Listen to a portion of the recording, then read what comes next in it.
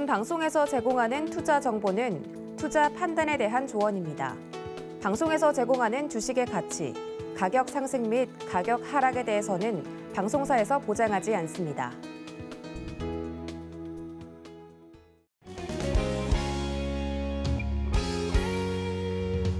시청자 여러분 안녕하십니까? 월간 서울경제 이혜은입니다.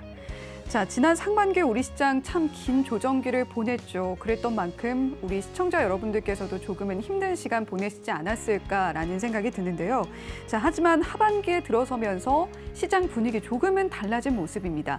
물론 희망과 기대가 공존하고 또 그와 함께 여전한 우려의 시선도 존재를 하고 있는 우리 시장인데요. 자, 이런 상황에서 우리 투자자 여러분들은 어떻게 시장 전략 짜가야 할지 굉장히 고민이 많으실 것 같습니다. 자, 시장 대응 전략 세우는 것 어떻게 해 나가면 좋을지 오늘 이분과 함께 이야기 나눠보도록 하겠습니다. 교보증권 최성환 지점장님 나와주셨습니다. 지점장님 안녕하세요. 네, 안녕하십니까. 네, 자, 한 달 만에 출연을 해주셨잖아요. 다행히도 그 사이에 우리 시장 분위기가 많이 달라진 것 같아요. 조금은 나아진 것 같은데 바닥이 어디인지 모르게 무너지던 그런 공포 장세에서 벗어나서 반등을 좀 모색하고 있는 것 같은 분위기입니다. 어떻습니까? 좀 고객님들 분위기는? 네, 개인 투자자분들은 그동안에 올해 상반기에 시장이 너무 안 좋았었기 때문에 지금 이 반등을 이용해서 어느 정도 리스크 관리에 조금 더 주력을 좀 하고 있는 것 같습니다. 워낙 상반기 때 뭐 잘 아시겠지만 뭐 대출에 대한 주식담보대출에 대한 뭐 반대 매매라든지 그리고 담보율 부족에 대한 이런 상당히 좀 어려움이 많았었거든요. 그래서 오히려 이제 7월 반등 이후부터는 그런 리스크에 대한 관리가 조금 더 필요하다라고 좀 생각을 하고 있는 것 같고요. 단지 시장에 대한 기대감과 또 그리고 우려가 좀 약간 상존하고 있는 것 같습니다. 뭐 우려감이라고 한다면 뭐 인플레이션이나 또 그리고 금리 인상 또 그리고 더 나아가서는 경기 침체에 대한 그런 부분들이고요. 반면 기대감이라고 한다면 이미 그런 부분들이 다 모두 반영된 지수가 아닌가. 그래서 여기서 더 올라갈 수 있는 어떤 그런 기대감이겠죠. 그래서 두 가지 중에서 지금 투자자들은 아무래도 지금은 그런 상승에 대한 어떤 기대감 또 재작년에 그런 그 유동성 장세에서 지수와 주가를 끌어올리던 그런 힘보다는 지금은 순환매 차원 그러니까 뭐 같은 업종이나 또 그리고 같은 그런 비슷한 뭐 그런 산업 안에서도 기업별로 종목별로 수익률 차이 편차가 좀 많이 나고 있는 것 같습니다. 네, 역시 말씀해 주신 것처럼 뭐 희망과 기대 그리고 우려가 공존하고 있는 우리 시장의 모습입니다. 따라서 순환매가 이루어지고 있다라는 말씀을 함께 해주셨는데 자, 시장이 그래도 어느 정도 안정을 되찾은 이유가 무엇보다 인플레 완화에 대한 기대감일 것 같습니다. 지난주에 발표된 미국의 7월 CPI가 8.5%로 나오면서 시장 상승률, 시장의 예상치를 좀 밑도는 것으로 또 나타났잖아요. 자, 인플레가 정점을 찍었다라고 보는 측과 또 지점장님께서 말씀을 해주셨던 것처럼 이제 악재는 끝난 게 아니냐라고 하는 기대의 시선이 함께 있는 것 같은데 자, 아직 전쟁 리스크가 상존하고 있는지라 에너지 그리고 원자재 가격을 인상할 수 없다라는 측도 계속해서 맞서고 있는 형국입니다. 자, 이 부분은 어떻게 판단하고 계실까요? 네, 인플레이션 측면에서 본다면 일단은 피크 아웃이 맞다라고 좀 판단을 하고 있습니다. 이제 뭐 계속적인 금리 인상, 금리 인상 폭도 컸었고요. 계속적인 금리 인상으로 피크아웃에 대한 가능성이 높다라고 좀 보고 있습니다. 이유는 뭐 7월 CPI도 있지만 최근에 WTI 그리고 유가가 좀 최근에 하락세를 보여주면서 좀 약세를 보여주고 있다는 점. 물론 러시아와 우크라이나가 지금 전쟁을 계속 이어나가면서 역시 계속적인 부담은 공급망에 대한 그리고 또 물가에 대한 그런 압력은 여전히 존재하고 있습니다. 하지만 러시아, 우크라이나에 대한 전쟁에서 또 그리고 곡물 수출 부분은 또 양국이 또 합의를 해서 수출을 할 수 있게끔 하는 등 좀 해소할 수 있는 국면들이 하반기로 갈수록 특히 유럽이나 북미 쪽이 이제 한겨울에 들어가기 전에 어떤 그런 부분에 좀 해소에 대한 기대감이 좀 볼 수 있을 것 같고요. 단지 지금 뭐 미중 갈등, 그러니까 뭐 미국과 중국이 계속적으로 경제에 대해서 서로 이제 한치 양보도 없이, 또 그리고 안보에 대해서도 상당히 좀 치열하게 지금 뭐 대만에 또 그리고 하원의원, 상원의원들이 이렇게 방문을 한다라는 것 자체가 또 미국과 중국이 또 계속적으로 부딪히는 부분이거든요. 이러한 갈등 부분은 계속적으로 좀 하반기에 좀 이슈가 좀 될 부분이다, 이렇게 말씀을 드리겠습니다. 네, 인플레이션이 사실 시장에서 굉장한 화두였고 또 이 지금의 상황을 만들었다라고 해도 과언이 아닐 것 같은데, 자, 지금 공급난 해소에 대한 기대감이 높다라고 이야기를 해주셨어요. 자, 따라서 시장의 가장 큰 리스크를 인플레이션이다라고 생각을 했을 때 정점을 찍었다라고 판단을 하신다면, 자, 이번 반등은 추세 전환의 시작이다, 이렇게 좀 기대를 해봐도 될까요? 아니면 조금 성급한 판단일까요? 굉장히 어려운 질문인데요. 그러니까 여기서 추세적으로 이제 상승으로 간다, 아니면 단지 기술적 반등 내지 또 박스권에 갇히는 거 아니냐에 대한 부분은 지금부터 이제 앞으로 좀 지켜봐야 될 부분인 것 같습니다. 이유는 뭐냐면 지금 지수 상승을 여기서 이제 추세가 전환되고 올라간다라고 판단하기 위해서는 뭐 과거의 시장을 이끌었던, 지금 뭐 태조, 이방원 뭐 이런 식으로 이렇게 테마주 이름 짓기가 많이 하잖아요. 그러니까 대형주에서 업종에서 주도주가 나와야 될 겁니다. 뭐 차화정이라든지 과거에 그런 식으로 지수 상승을 이끌 수 있는 대형주에서 좀 종목들이 나와야 될 것 같고요. 지금 현재는 아직까지는 테마주, 뭐 태조, 이방원 말씀드렸지만 그러한 뭐 중소형주 위주의 또 강세가 좀 더 이어지고 있다라는 점이고요.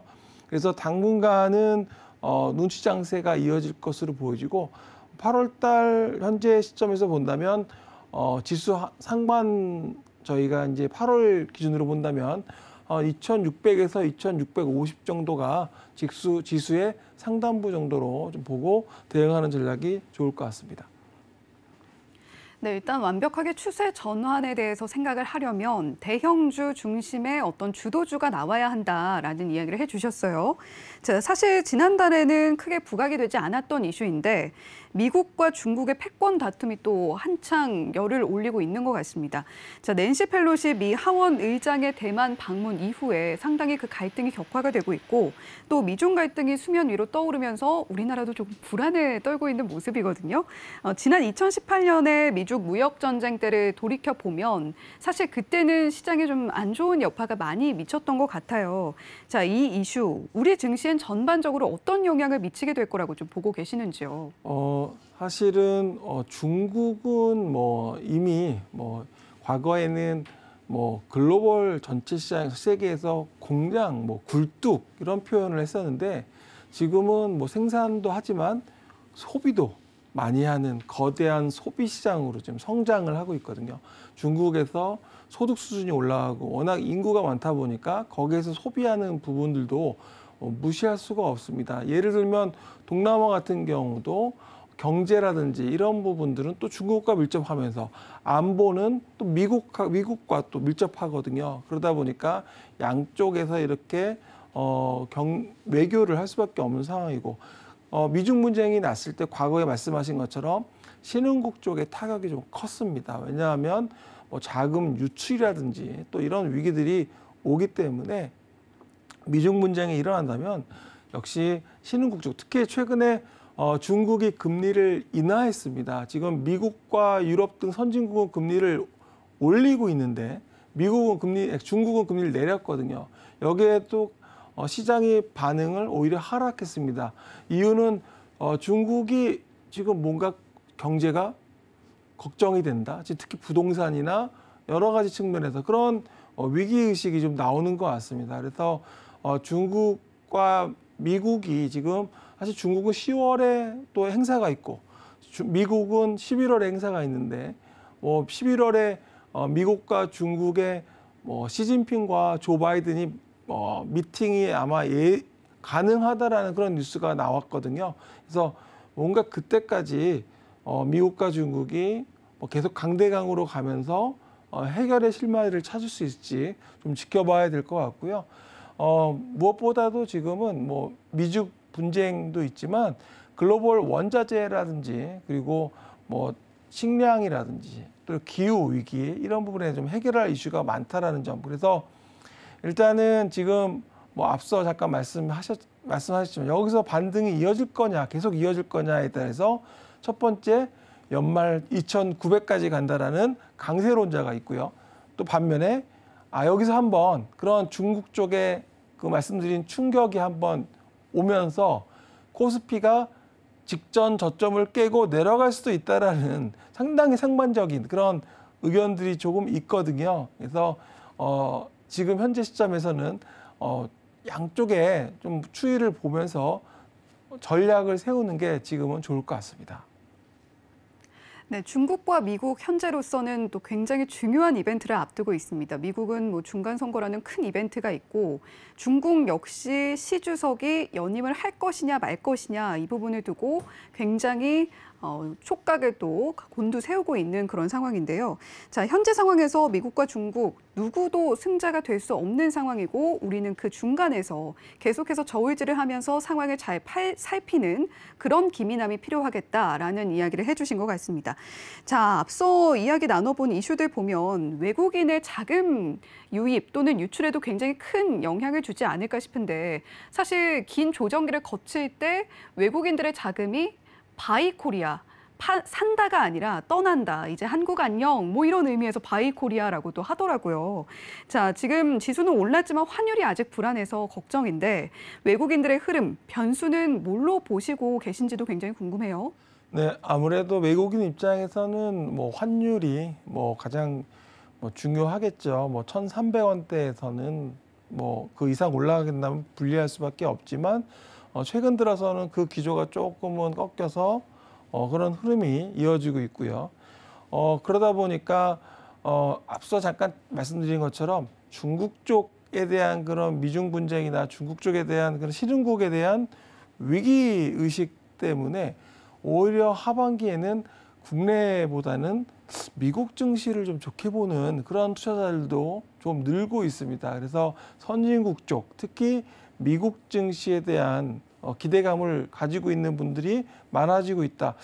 중국이나 뭐 대만 또 이런 그 안보 쪽에 또 위기감이 고조될수록 특히 이제 신흥국 시장에 대한 그런 리스크가 부각이 될 수 있다라는 건데요. 그래서 우리가 이제 국내 주식을 많이 하고 있지만 하반기에 국내 주식도 보지만 미국, 선진국 시장에서 특히 미국 주식을 좀 보셔도 좋을 것 같고요.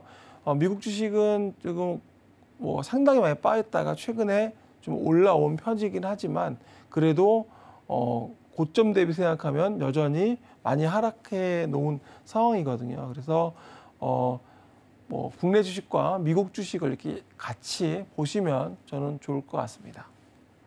네, 일단은 달러 강세 기조가 좀 멈춰야겠다라는 이야기를 함께 해주셨는데 지금은 물론 우리 증시 많이 빠졌기 때문에 가격적인 매력이 충분히 있지만 미국 증시도 함께 지켜봐야 할 때다 이렇게 얘기를 해주셨어요. 그렇다면 미국 증시 함께 관심 갖고 계신 분들 굉장히 많으실 것 같은데 뭐 혹시 주목해 봐야 할 섹터라던가 뭐 이런 게 있을까요? 미국 증시에서 이제 개별 기업들로 투자를 하려면 아무래도 국내 기준으로 본다면 삼성전자, 뭐 현대차 이런 식으로 대표 기업들을 많이 우리가 잘 아는 회사들을 투자를 하게 되잖아요. 네. 네, 그렇게도 좋고요. 또 한 가지 방법은 ETF를 통해 가지고 뭐 예를 들면 뭐 지금 신재생 에너지 그러니까 ETF 관련된 그런 신재생 에너지 관련 ETF를 투자하거나 또 그리고 뭐 헬스케어 뭐 어떤 한 종목을 미국 기업에 투자하기에 어렵다고 한다면 뭐 파이자나 뭐 이런 식으로 우리가 찾아가기 어렵다고 한다면 네. 헬스케어 ETF를 투자하시면 좋거든요. 그래서 특히 이제 뭐 우주항공이나 테마나 이런 ETF, 그러니까 다양한 섹터 테마가 있기 때문에 미국 증시에 투자하실 때 좋은 방법은 ETF가 좋고요. 개별 기업으로 본다면 뭐 무엇보다도 테슬라 지금 다시 천슬라 이야기 나오고 있는데요. 그러니까 예를 들면 테슬라 같은 경우 전기차로 접근하는 게 아니고 이제는 자율주행, AI 쪽으로 봐야 되는 부분들이 분명히 맞거든요. 그러니까 전기차를 타실 때 이제 테슬라는 사실은 자율주행이 더 사람들이 좀 주목을 하고 있는 부분도 있기 때문에 그래서 인공지능이나 뭐 로봇 관련된 그런 ETF 관련된 우리가 성장하는 고성장할 수 있는 그쪽의 테마 ETF를 보시면 좋습니다. 그래서 요즘에 보게 되면 미국 증시로 인해서 그리고 또 배당이라든지 그리고 또 통해서 절세할 수 있는 여러 가지 방법들이 최근에 증권사에서도 나오고 있거든요. 그래서 해외 주식을 통해서 미국 증시 특히 뭐 통해서 할 수 있는 방법도 있으니까 혹시 뭐 궁금하시면 뭐 그런 부분들은 증권사에 한번 물어보시면 그런 좋은 답변도 얻을 수 있을 거라고 좀 생각을 합니다. 네, 우리가 우리 시장과 함께 미증시에서 어떤 부분 주목해 보면 좋을까에 대해서도 이야기를 나눠주셨는데요. 물론 뭐 애플이라던가 이런 대형주 위주로 투자를 진행하는 방법도 있을 것이고, 그리고 신재생이라던가 유망한 섹터의 ETF를 투자해 보는 것도 굉장히 좋은 방법이 될 것이다라는 이야기도 해주셨습니다. 자, 그리고 뭐 개별 종목으로 본다라고 하면 다시 한번 천슬라에 대한 이야기가 나오고 있는 테슬라. 이제는 뭐 전기차를 넘어서서 자율주행이라던가 인공지능 섹터로까지도 생각을 해볼 수 있는 테슬라에 대한 이야기도 함께 공유를 해주셨습니다. 자, 앞서서 강세장 전환의 요건으로 대형주 또 대표 업종들의 주도가 필요하다라고 말씀을 해주셨잖아요. 자, 주요 섹터 흐름도 한번 짚어보면 좋을 것 같은데 최근에는 좀 주춤했지만 대장주인 삼성전자가 이끄는 반도체 섹터에서 최근 이슈가 좀 많이 보이는 것 같아요. 네, 삼성전자 이재용 부회장이 또 사면이 되었고, 네. 그리고 이제 뭐 본격적으로 삼성전자 입장에서는 글로벌 경영, 뭐 M&A라든지 그동안에 늦춰왔던 뭐 투자, 또 사업 다각화 모든 면에서 이제 삼성에서는 전면에 나설 것으로 보여지는데 뭐 그중에 아무래도 반도체에 관련된 삼성전자는 뭐 최근 들어서 좀 이슈가 DDR5고 그리고 미국에서 적극적으로 미국 내 어떤 공장을 또 그리고 투자에 대해서 세금 공제라든지 그리고 지원을 하겠다라는 게 최근에 계속적으로 이야기가 나오고 있습니다. 그래서 특히 DDR5 D램은 한 1년 정도 좀 지연됐다고 지금 보거든요. 그래서 이제 하반기 9월에 인텔에서 이제 행사를 하면서 이제 신제품을 선보이게 되는데 DDR5가 이제 인텔, AMD 등 이러한 그 CPU, 그러니까 중앙 처리 장치를 그런 회사들이 내놓는 신제품에 따라서 DDR5 시장이 열리게 된다면 삼성전자 입장에서는 역시 또 나쁘지 않은 그동안에 뭐 DDR4는 이제 뭐 옛날 제품이 되는 거고 DDR5가 신제품이 공격적으로 시장에 출시가 되겠죠. 그렇게 되면 뭐 당연히 투자자들 뭐 그리고 소비자들 입장에서는 DDR5 신제품에 당연히 이제 소비가 이루어질 텐데요. 그리고 최근에 하이닉스, SK 하이닉스도 그렇고 전부 다 미국에 이제 공장을 투자하겠다는 거잖아요. 그래서 이런 부분들이 삼성전자에 대한 부분들 그리고 삼성 그룹 자체가 사실 삼성 뭐 반도체도 있지만 삼성 바이오로직스도 있고요. 뭐 전반적으로 로봇에 대한 올해 또 신규 이야기도 있기 때문에 반도체뿐만 아니라 삼성 같은 경우는 제약바이오 다 같이 보면 좋겠고 특히 DDR5는 반도체 쪽에서 새로운 또 모멘텀이 될 수 있겠다 이렇게 말씀을 드리겠습니다. 네, 삼성전자에 대한 이야기 나눠봤는데, 자, 사실 우리 시청자 여러분들 입장에서는 삼성전자 주가는 왜 이렇게 빠질까 또 고민이 많으실 것 같거든요. 삼성전자의 하반기 흐름은 좀 어떻게 예상하시는지도 궁금해요. 삼성전자는 사실은 이제 9만 원대까지도 갔었고, 뭐 10만 전자 이야기 했었고, 이제 그때가 무엇보다도 그 유동성 장세, 코로나 때 그 저금리에 따른 유동성 장세에 의해서 주가가 이렇게 올랐었는데요. 지금은 이제는 또 어느 정도 그런 거품이 빠졌고, 그리고 이제 이재용 부회장이 복귀하면서 삼성에서 전자에서 이제 할 수 있는 그동안에 늦춰였던 것들을 이제 본격화한다라는 점에 오히려 주가는 뭐 제가 봐서는 여기서 이제 뭐 그동안 추가적인 하락보다는 방향을 위쪽으로 잡을 수 있는 많은 모멘텀이 형성될 수 있는 시기가 하반기에 오지 않을까 좀 이렇게 보고 있습니다. 네, 삼성전자 갖고 계신 우리 시청자님들도 굉장히 많으실 거고 언제 다시 내가 산 층수에 올라오나 하고 고민하고 계신 분들도 굉장히 많으실 것 같은데 일단 지점장님께서는 하반기에 들어서는 굉장히 좋은 조건을 갖고 있기 때문에 서서히 올라주지 않을까, 턴어라운드 해주지 않을까라는 이야기 함께 해주셨습니다. 자, 최근에 지수가 등락을 거듭하기는 했는데 2차 전지 관련주만큼은 계속해서 꾸준히 좀 힘을 내주고 있는 모양새예요. 연말까지 계속 이런 흐름 이어갈지도 굉장히 궁금합니다.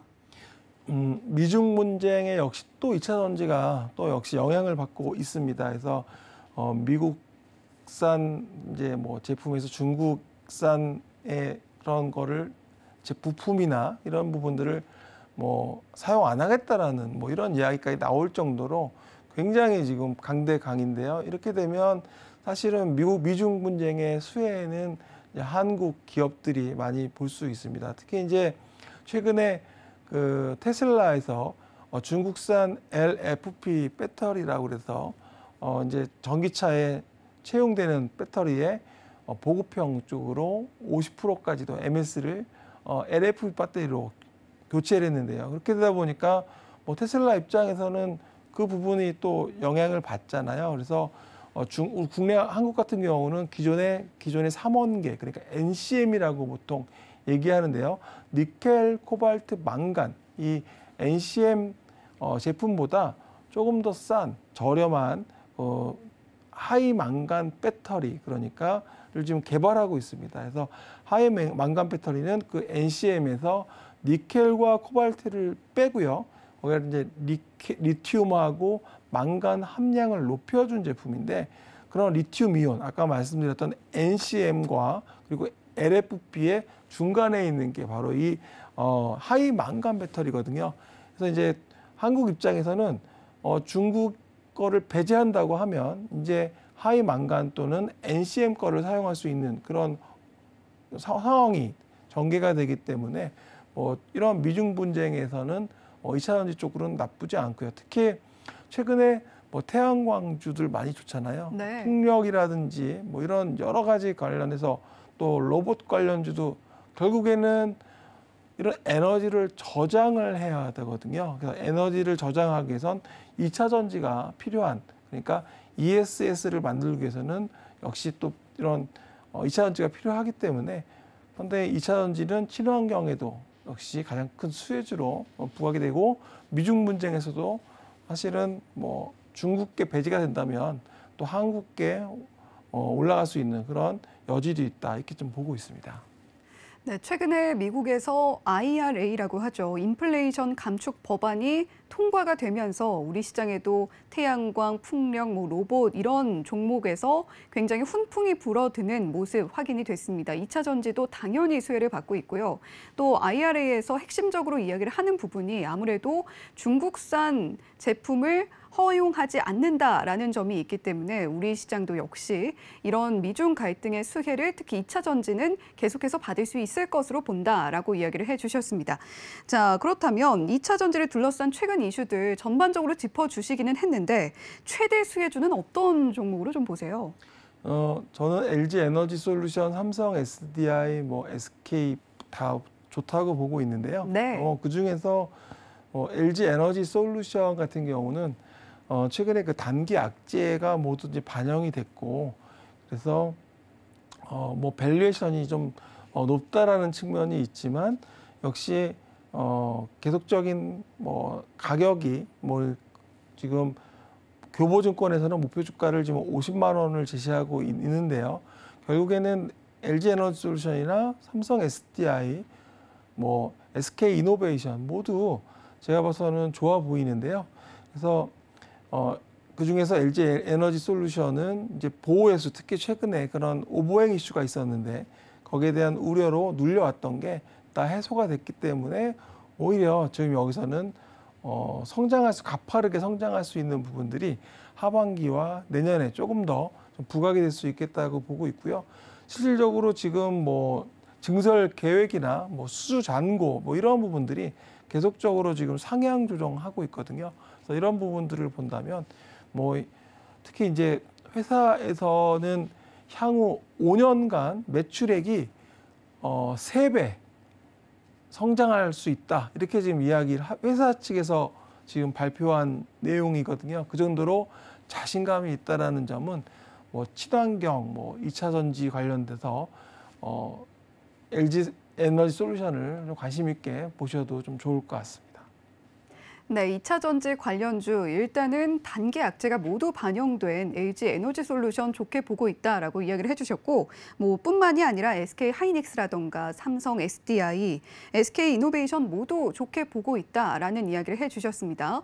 자, 그리고 함께 좀 여쭤보고 싶은 게 로봇 관련주도 좀 좋게 보고 계신 것 같아요. 계속해서 언급을 해주고 계신데, 저 로봇 관련주 중에서는 어떤 종목 보면 좋을지도 함께 짚어주시면 좋을 것 같아요. 로봇 관련주 하면은 아무래도 이제 그 고령화 그리고 최근에는 인건비가 올라가고 인플레이션이 오다 보니까 이제 인력을 구하기가 굉장히 어렵고 또 MZ 세대 같은 경우는 우리가 흔히 말하는 3D 업종에서 일을 또 안 하려고 해요. 네. 예, 그러다 보니까 이제 그런 자리를 이제 로봇이 빠르게 대체해 나갈 것으로 좀 보여지는데요.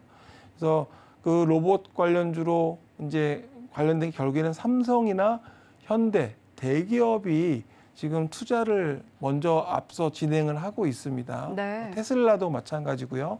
그래서 현대 같은 경우는 뭐 최근 뉴스 나온 게 5,500억, 그러니까 현대차, 기아 그리고 현대모비스가 5,500억을 투자해서 미국에 그런 AI 센터를, R&D 센터를 만든다라는 거거든요.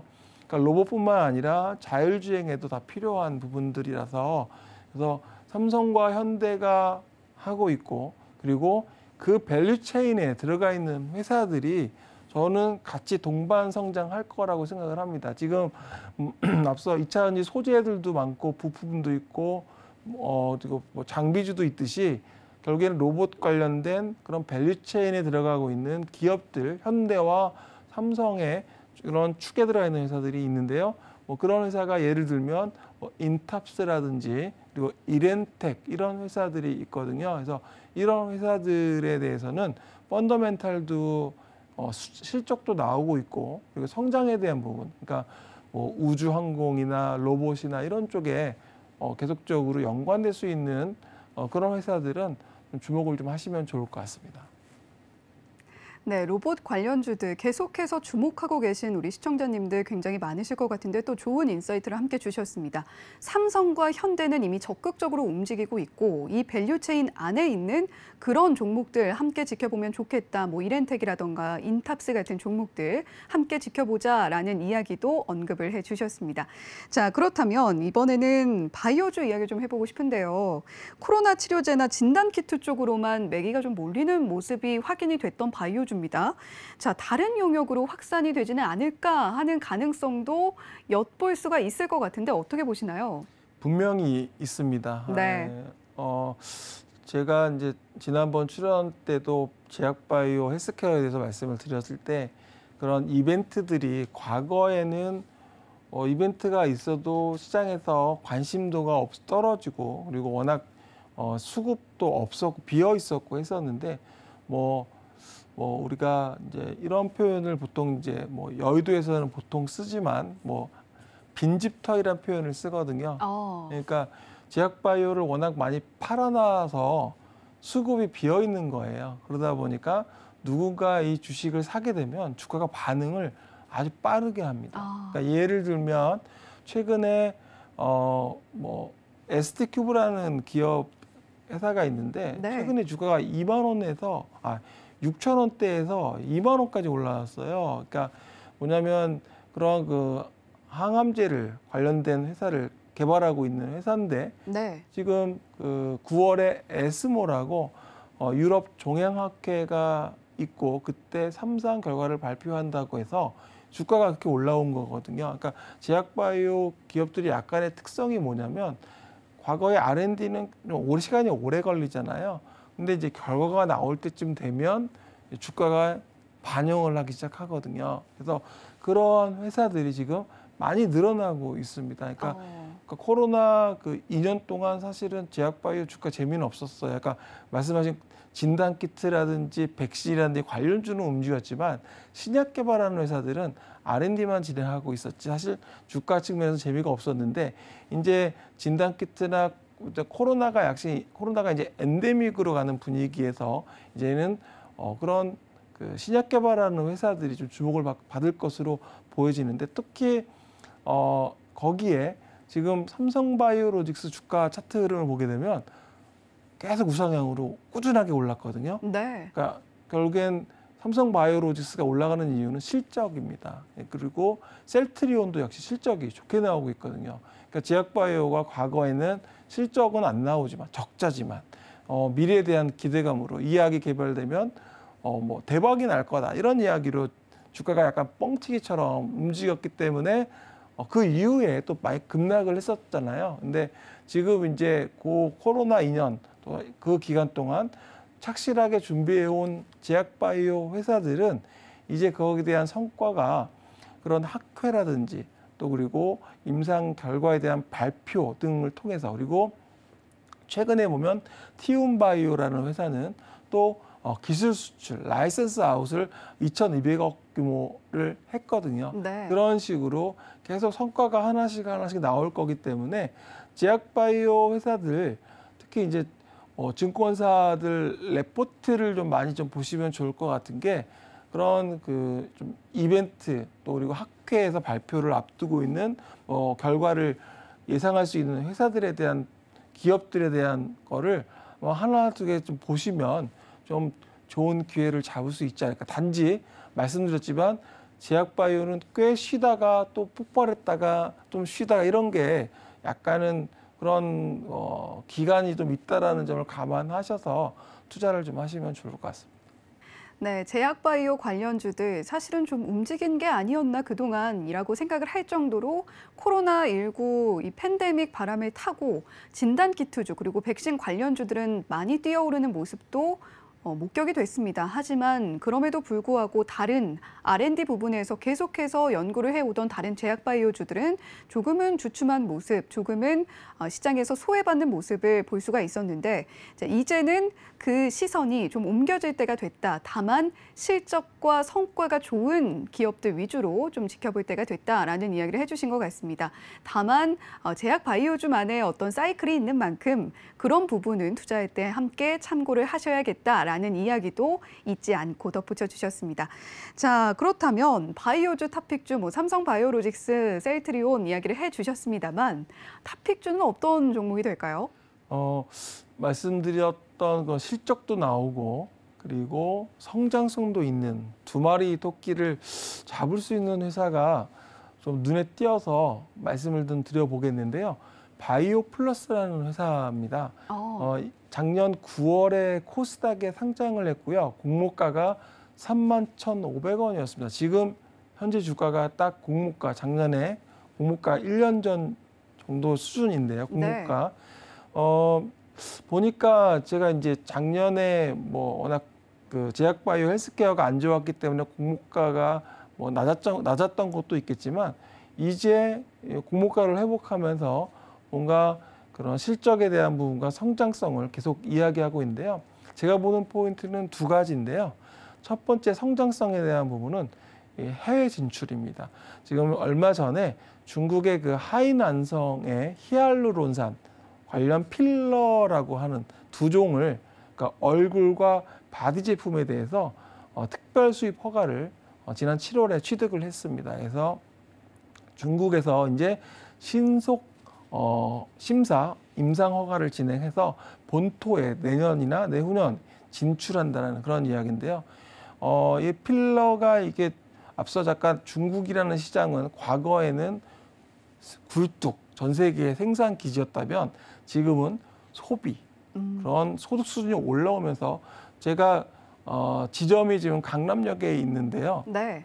사실 오늘 그 피부에 좀 피부 트러블이 있어가지고 아, 피부과를 가려고 다녔는데 피부과가 하나도 없어요. 다 성형외과입니다. 그렇죠. 피부과라고 써 있는데 가보면 여기는 시술만 한다고 해가지고 오늘 사실은 결국에는 이제 피부과를 가지 못하고 왔는데요. 아, 그러니까 그러셨군요. 네, 이게 그러니까 지금은 아직은 리오프닝이 안 되고 코로나 때문에 영향을 받고 있지만 리오프닝이 되고 다시 관광객이 해외에서 유입되게 된다면 그 수요는 과거에 보시면 그 압구정이나 강남 쪽에 보시면 얼굴에 이렇게 붕대처럼 이렇게 하고 다니시면 정말 많거든요. 오늘도 몇 분 계시던데 정말 늘어날 겁니다. 수요. 그리고 그거를 중국에서 이제 합자법인, 그러니까 제2부를 통해서 진행할 예정이기 때문에 중국 시장에서 상당히 크게 성장할 것으로 기대가 되는데요. 실제로 이미 그 중국 내 지금 그 건강검진센터와 병원 한 100여 개를 운영하고 있는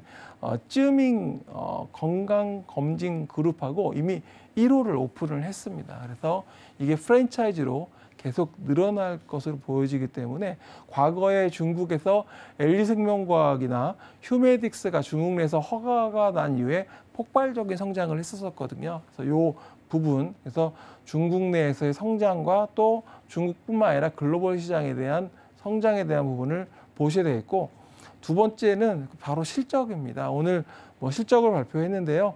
상반기 사상 최대 실적이 나왔습니다.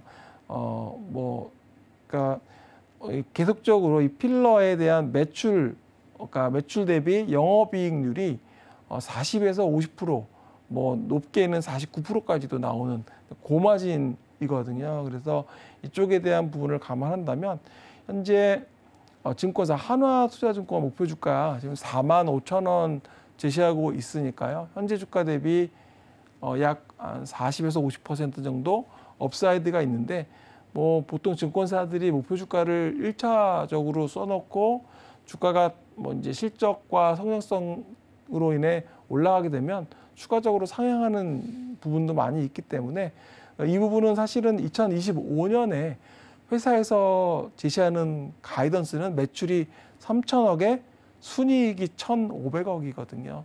그렇게 된다면 시가총액은 사실은 증권사들이 제시하는 그런 퍼 밸류, 그런 멀티플로 준다면 뭐 이제 여기서 단위가 바뀌겠죠. 1,000억대에서 조 단위대로 바뀔 것 같습니다. 네, 바이오 플러스라는 종목 소개를 해주셨는데요. 이 종목 지금 현재 중국 본토 진출이 이미 되고 있고 진행이 되고 있는 만큼 굉장히 우리에게 수익을 안겨줄 수 있을 만한 그런 종목으로 본다라고 이야기를 해주셨습니다. 자, 바이오 플러스에 대한 이야기 나눠봤고 소비주에 대한 이야기로 좀 넘어가 볼 텐데요. 소비주는 좀 엇갈린 흐름을 보여주고 있는 것 같아요. 코로나가 재확산이 되면서 여행이나 화장품 한번 좀 붐이 일 걸로 기대가 됐지만 그렇지 못했고, 엔터주는 반대로 공연이 하나하나 진행이 되면서 공연 기대감에 들썩이고 있는 모습인데요. 자, 이렇게 엇갈리고 있는 소비주의 흐름은 어떻게 보시나요?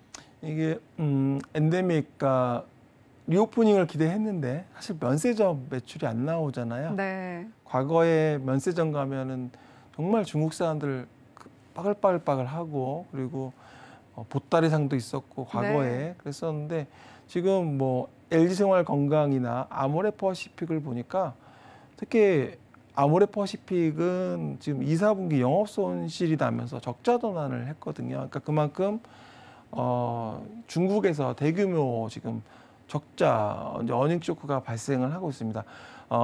화장품은 결국에는 과거에는 우리가 중국에서 그러니까 뭐 로레알이나 이제 글로벌 고가의 브랜드를 쓰기 좀 어려운 분들은 품질은 비슷하면서 가격은 상대적으로 저렴한 한국 제품을 선호했었는데, 근데 지금 이렇게 면세점도 막히고 여행도 막히다 보니까 중국 이제에서도 그 사이에 많이 이제 R&D나 투자가, 그리고 제가 알기로 연구원들, 국내 연구원들 많이 고액의 연봉을 제시하면서 이렇게 데리고 가고 스카우터가 하면서 네. 중국 내 화장품의 어떤 품질도 많이 올라왔거든요. 그래서 한국 입장에서는 경쟁이 좀 치열해졌는데 아직까지 리오프닝이 안 됐고, 그래서 생각보다 좀 어려움이 면세점 쪽 그리고 여행, 레저 이쪽은 좀 그런 상황이고 반면에 극장은 지금 이제 오픈이 됐죠.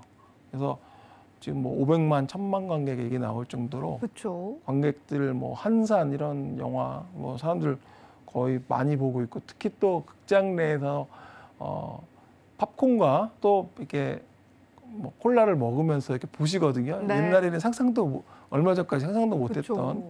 그래서 이제 그런 부분들이 극장 부분들 그리고 또 공연 말씀하셨던 공연이나 그런 미디어 엔터 이쪽으로는 좀 회복세가 빠르게 좀 이루어지고 있는 것 같습니다. 그래서 리오프닝 안에서도 상당히 이 차별화가 좀 심화되는 것 같다. 그래서 앞서 바이오 플러스 말씀드렸는데 결국에는 이쪽도 이 필러나 보톡스나 이쪽 시장 가치는 결국에는 리오프닝하고 또 연관되어 있기 때문에 그쪽도 계속 좀 주목을 하셔야 되겠습니다.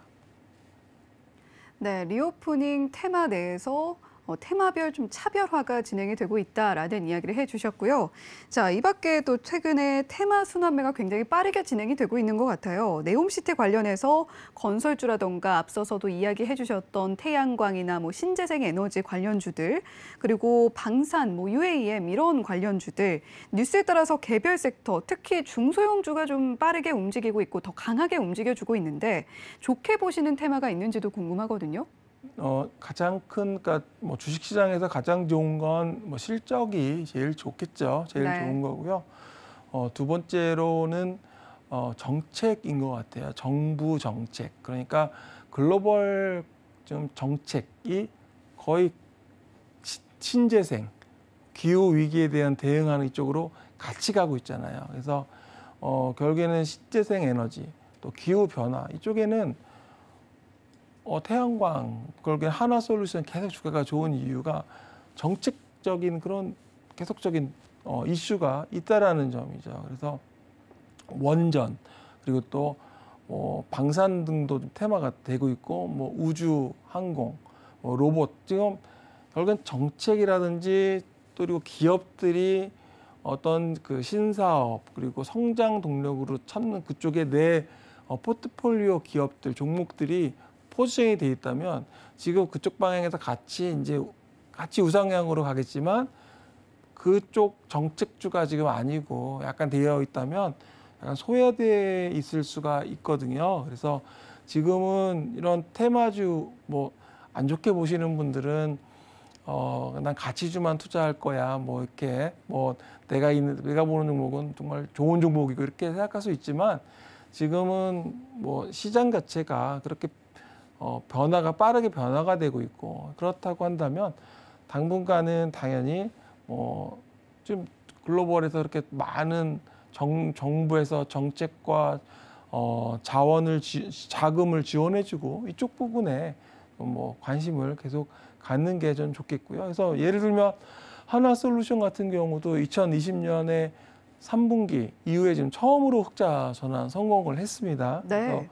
그리고 에너지 그런 태양광에 대한 판가 관련돼서 계속적으로 인상되고 있고 이런 부분 때문에 뭐 결국에는 그게 또 그리고 태양광, 풍력 뭐 관련된 많이 뭐 이쪽에서 신재생 쪽에서 가능하시면 뭐 대장주도 좋고요. 그쪽에서 흐름을 보시면서 저는 같이 하시는 게 좀 좋을 것 같습니다.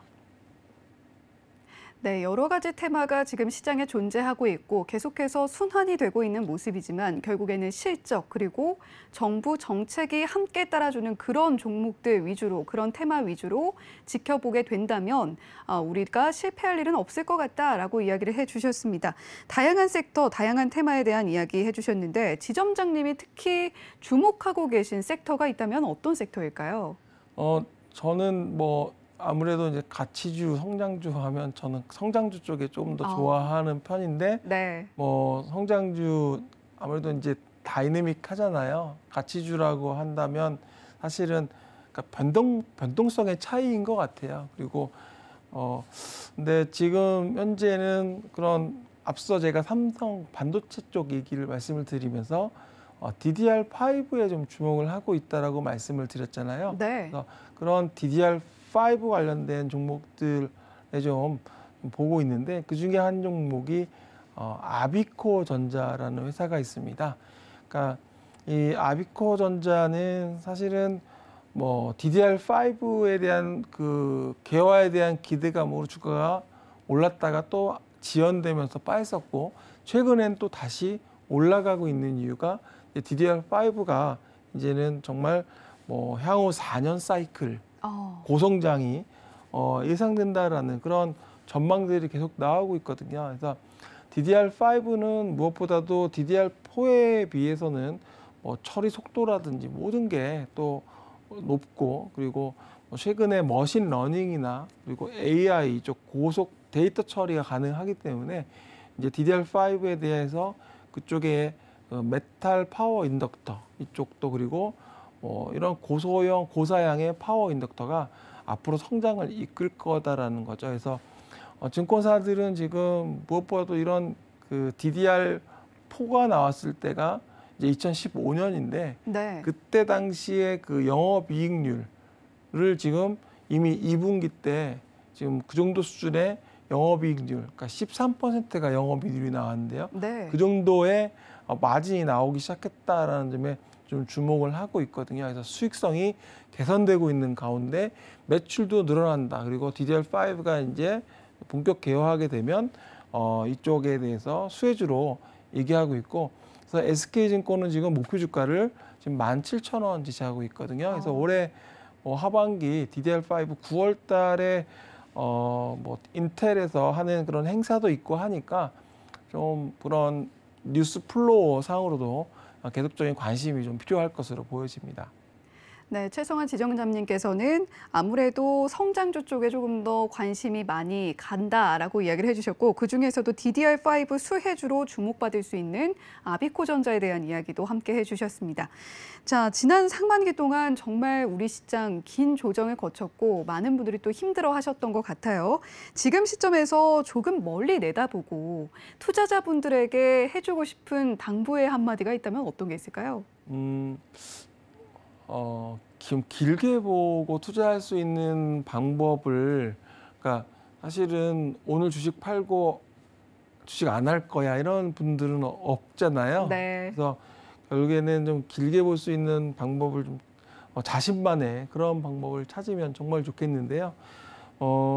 지금 무엇보다도 지금 시장 자체가 뭐 사실은 뭐 위든 아래든 자꾸 이제 올라가고 내려가고 이런 구간이 약간은 조금 완화되면서 7월부터 올라왔거든요. 좀 스트레스가 조금은 덜해졌지만 그래도 여전히 뭐 하반기에 미중 분쟁이나 여러 가지 이슈가 있기 때문에 리스크 관리에 대한 부분들, 그리고 공격적인 투자에 대한 부분들은 약간, 그러니까 뭐 대출이나 이렇게 레버리지 일으키는 투자는 가능하시면은 저는 그런 부분들은 정말 이 뭐 그런 기회는 쉽지 않다고 저는 생각을 하거든요. 네. 뭐 유동성 장세, 코로나 같은 그런 유동성 장세는, 그래서 그런 부분들은, 그래서 제가 이제 경험상으로 말씀을 드리고 싶은 거는 정말 좋은 회사를 뭐 5년, 10년 이렇게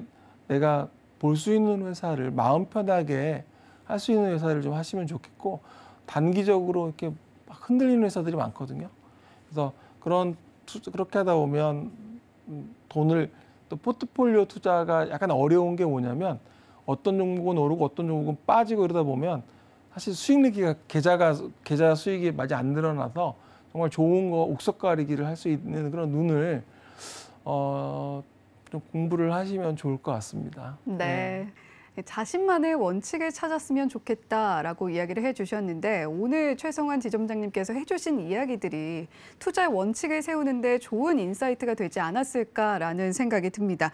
자, 지금까지 교보증권 최성환 지점장님과 함께했습니다. 지점장님, 오늘 긴 말씀 감사합니다. 감사합니다. 네, 오늘 교보증권 최성환 지점장님과 함께했는데요. 오늘 이렇게 방송에서 나누어 주신 인사이트가 여러분들의 투자에도 큰 도움이 되기를 바랍니다. 저는 여기서 인사드리겠습니다. 시청해 주신 여러분 고맙습니다.